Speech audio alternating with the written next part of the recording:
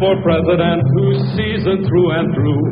But that's a doggone season that he won't try something new. A man who's old enough to know and young enough to do. Well, it's up to you, it's up to you, it's strictly up to you. Do you like a man who answers straight, a man who's always fair? We'll measure him against the others, and when you compare, you'll cast your vote for Kennedy and the change that's overdue. So it's up to you, it's up to you, it's strictly up to you. Yes, Kennedy, Kennedy, Kennedy, Kennedy, Kennedy, Kennedy, Kennedy, for me. Kennedy, Kennedy, Kennedy, Kennedy, Kennedy,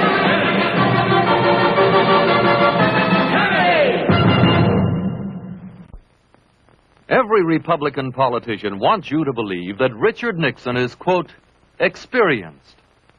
They even want you to believe that he has actually been making decisions in the White House. But listen to the man who should know best, the President of the United States. A reporter recently asked President Eisenhower this question about Mr. Nixon's experience. I just wondered if you could give us an example of a major idea of his that you had adopted in that role as the decider and final. If you give me a week, I might think of one. I don't remember because. At the same press conference, President Eisenhower said, "No one can make a decision except me." And as for any major ideas from Mr. Nixon, if you give me a week, I might think of one. I don't remember. President Eisenhower could not remember, but the voters will remember.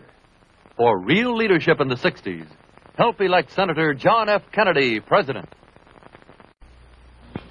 Queridos amigos, les habla la esposa del senador John F. Kennedy, candidato a la presidencia de los Estados Unidos. En estos tiempos de tanto peligro, cuando la paz mundial se ve amenazada por el comunismo, es necesario tener en la Casa Blanca un líder capaz de guiar nuestros destinos con una mano firme. Mi esposo siempre vigilará los intereses de todos los sectores de nuestra sociedad que necesitan la protección de un gobierno humanitario para el futuro de nuestros niños y para lograr un mundo donde exista la paz verdadera. Voten ustedes por el Partido Demócrata el día 8 de noviembre. Que viva Kennedy. This historic moment is brought to you by Citizens for Kennedy. As I said at the beginning, the question before us all, that faces all Republicans and all Democrats, is, can freedom in the next generation conquer, or are the communists going to be successful? That's the great issue. And if we meet our responsibilities, I think freedom will conquer. If we fail to move ahead, if we fail to develop sufficient military and economic and social strength here in this country, then I think that the tide could begin to run against us. And I don't want historians 10 years from now to say, these were the years when the tide ran out for the United States. I want them to say, these were the years when the tide came in. These were the years when the United States started to move again. That's the question before the American people, and only you can decide what you want this country to be, what you want to do with the future.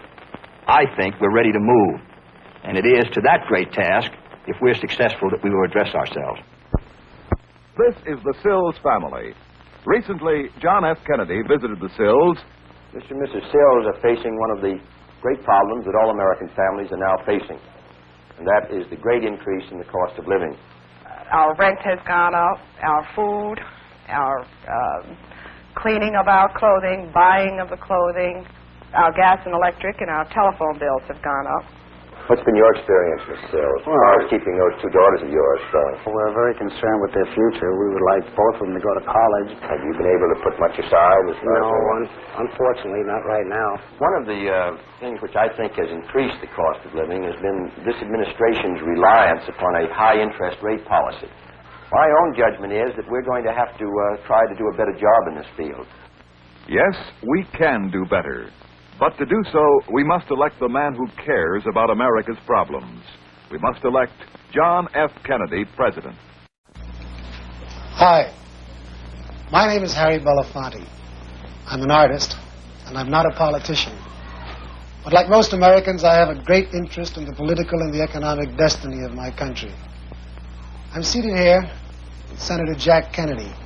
As a Negro and as an American, I have many questions, and I'm sure everyone does, about civil rights, about foreign policy, about the economy of the country, and about things that will happen. And I want to make it very clear, Harry, that on this question of equality of opportunity for all Americans, whether it's in the field of civil rights, better minimum wages, better housing, better working conditions, jobs, I stand for these things. The Democratic Party under Franklin Roosevelt stood for them. I'm voting for this, Senator. How about you? Vote for a leader like Roosevelt. Vote for John F. Kennedy for president.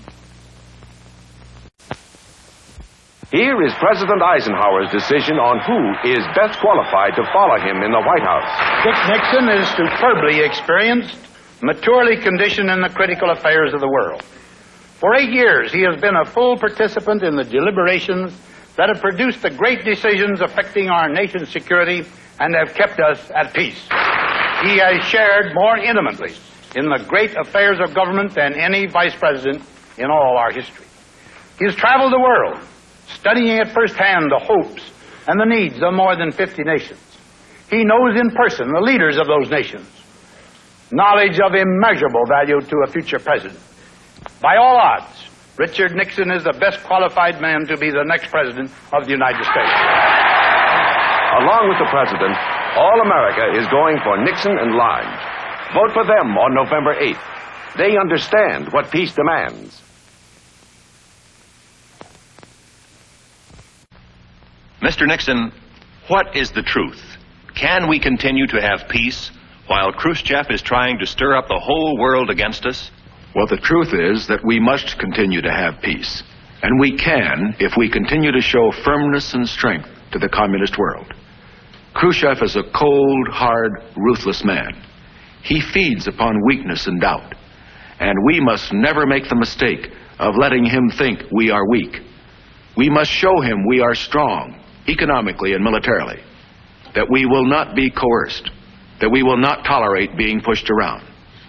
We must continue to deal with communism and the Soviet leaders, not belligerently, but firmly, and always with vigilance. Vote for Nixon and Lodge, November 8th. They understand what peace demands.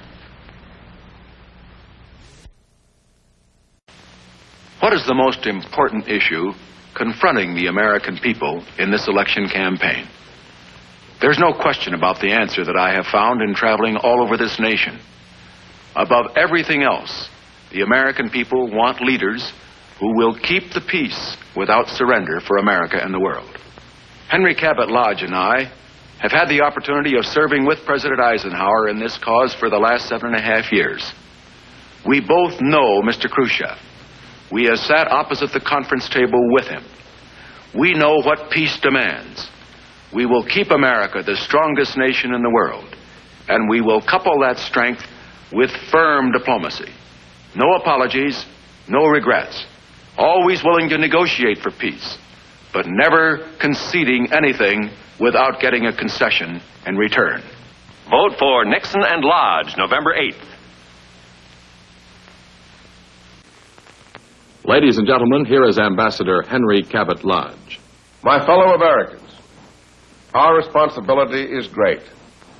We must remain strong so that no nation will ever dare attack us. We must lead by our example, bringing about equality here at home, as the Declaration of Independence promised, so as to guarantee that the promise of the American Revolution, and not the menace of the Communist Revolution, will be the way of the future. This is the time for judgment, for dedication, but above all for experience and talent in high places.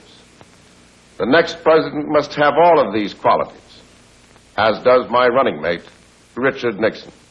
Vote for Nixon and Lodge, November 8th. They understand what peace demands.